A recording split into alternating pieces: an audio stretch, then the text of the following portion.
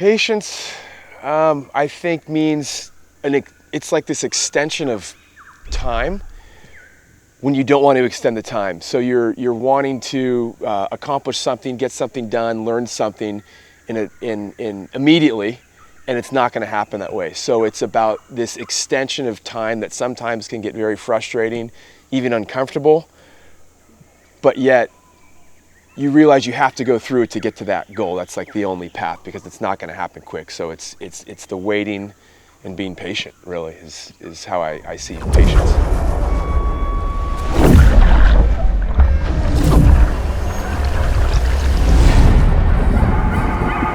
So surfing is something, I was interested, I was just talking about this in class the other day. It's a sport that takes a really, really long time to get good at. People can paddle out and stand up and go straight on a wave, but when you start watching what other people can do on a board and actually ride a wave, it takes a long time to get there. So patience is something you have to, it's baby steps. So it's like patience is something you have to accomplish the smallest little skills in surfing.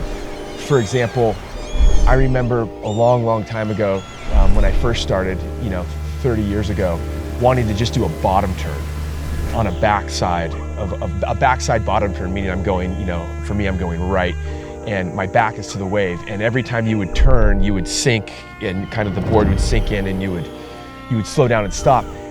And I would watch videos and I would talk to people. And so the patience part came in because it took me months of baby steps and trying over and over and over and over. So it's like you try, you're defeated. You try, you fail. You try, you fail. But each time you're maybe a little bit closer to that goal. And so again, it's that extension of time over weeks and months. And eventually you start to see some progress.